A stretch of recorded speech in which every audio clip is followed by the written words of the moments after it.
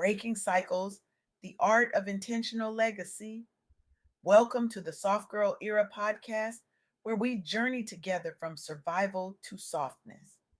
Today, I'm absolutely electrified to share insights from my recent conversation with Royal, a visionary whose work has fundamentally transformed how thousands approach generational healing.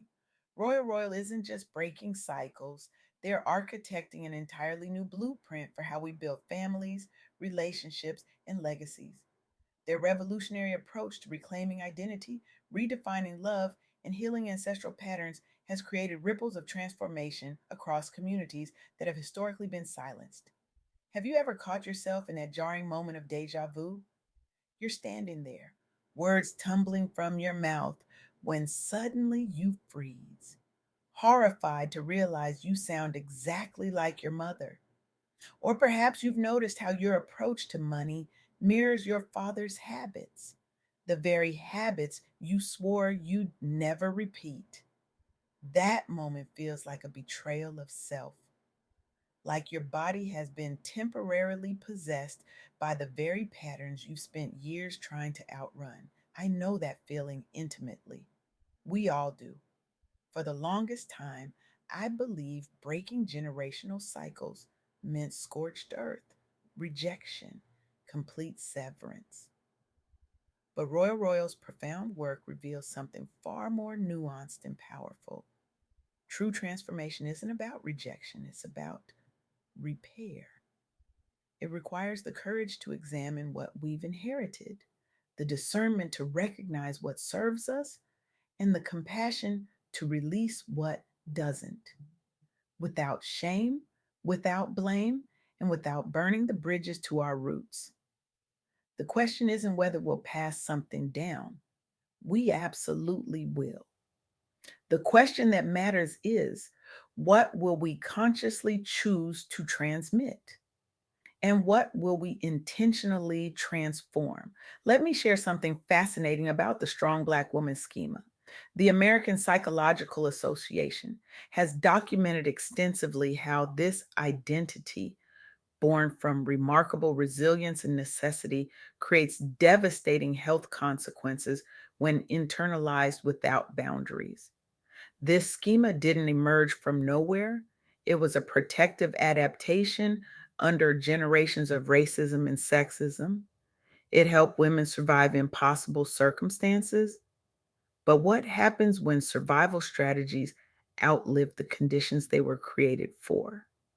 Research shows that Black women entrepreneurs and professionals who embody this schema without modification experience what scientists call high allostatic load, the physiological wear and tear from chronic stress. Their bodies literally break down from silencing their needs, overextending themselves, and prizing strength over vulnerability. But here's where hope enters. When these same women implement evidence backed interventions, practicing self compassion, setting explicit boundaries, engaging in culturally responsive therapy, and prioritizing intentional rest, their for stress levels decrease dramatically and their well-being improves. This isn't about rejecting strength, it's about redefining it, keeping the resilience while releasing the silence, honoring the roots while healing what hurts. As Royal eloquently teaches, we can use a simple but transformative practice. Name it, reframe it, replace it. Name the inherited pattern. I was taught to never ask for help. Reframe its original purpose. This helped my grandmother survive when systems were designed against her. Replace it with something that honors the wisdom but heals the wound. I can be strong and supported. Asking for help is an act of courage, not weakness. This isn't just personal work, it's legacy work, it's liberation work. Consider another domain where cycles perpetuate: how we communicate with our children. Child Trends research on Black families reveals something profound about intergenerational communication patterns. Many families carried forward survival strategies from earlier, more dangerous eras, avoiding certain conversations to protect children. Don't talk about racism. Don't talk about money. Don't talk about feelings. These silences were meant as shields, but they often transmitted fear, confusion, and shame instead. Contemporary research shows that Black parents who engage in open, developmentally appropriate conversations about identity, emotions, and racism foster remarkable resilience in their children. Structured family dialogues, emotional vocabulary, and racial socialization messages that affirm identity while teaching coping skills lead to higher self esteem, stronger coping abilities, and better academic and social outcomes. Again, this isn't about judging our ancestors' approaches, it's about understanding why they did what they did, honoring their protective intentions, and then choosing differently because we can. This brings me to Royal's second transformative insight. We must redefine love through aligned action. For generations, many of us were taught that love is endurance, love is sacrifice, love is silence, love is putting everyone else first until there's nothing left of you. But what if love is actually safety? What if it's truth telling? What if it's mutual growth? What if love looks like creating family agreements that reflect your values today, not inherited scripts from yesterday? I'm reminded of Brookings Institute research on financial trauma and wealth building among Black families. For generations, many families operated under don't talk about money norms. These silences weren't random. They emerged from historical exclusion and structural barriers that created survival based financial habits. But when families replace secrecy with transparent budgeting, estate planning, and investing conversations, generational outcomes change dramatically. Savings rates increase, debt cycles reduce, intergenerational transfer plans become clearer. These families move from reactive survival to proactive legacy building. They align success with safety and honesty rather than secrecy and struggle.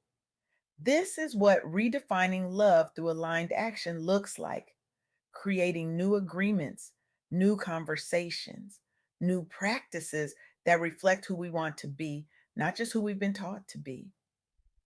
And this brings me to Royal's third revolutionary insight. We must lead our homes like we lead our businesses. Think about it. In business, we have systems, processes, regular check ins, performance reviews, strategic plans. We don't leave our professional success to chance or good intentions. So, why do we often approach our most precious relationships, our marriages, our parenting, with a hope for the best mentality? What if we design systems for emotional health with the same intentionality we bring to our professional lives? What would it look like to have regular family check ins where everyone speaks honestly about what's working and what isn't? What if we establish clear boundaries around how conflict happens in our homes? What if we created repair rituals for when things go wrong? Because they will go wrong. This isn't about making home feel like work. It's about bringing the same level of intention, care, and systematic thinking to our personal lives that we bring to our professional ones.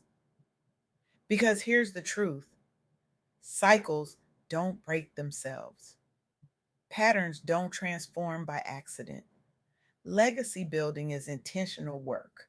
So, what can we do differently starting today? First, conduct what Royal calls a generational audit. Pick one domain: love, parenting, or money. List three inherited rules you were taught. For each one, decide, keep, evolve, or release. Then write one new family agreement and schedule a 20-minute check in to practice it. Second, start a monthly repair ritual. Choose a time to reflect, apologize, and realign, modeling safety and truth over perfection. This simple practice can transform how conflict functions in your home. Third, create a values to systems map. Translate your top 3 values into 2 weekly actions each.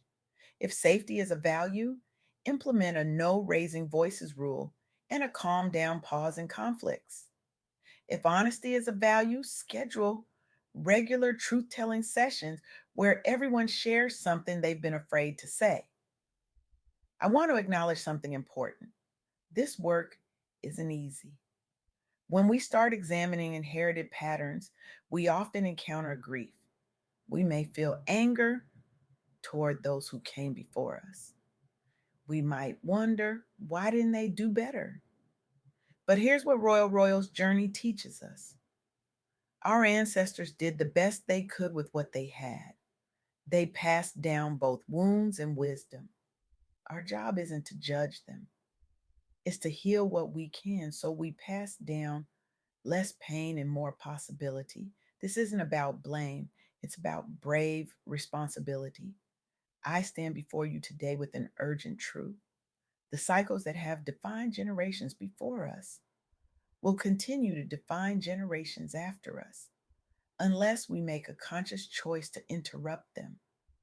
This is more than personal growth, this is evolutionary work. When you choose to examine the patterns running through your family line, when you summon the courage to heal what hurts, you aren't just changing your life, you're altering the trajectory of lives not yet born.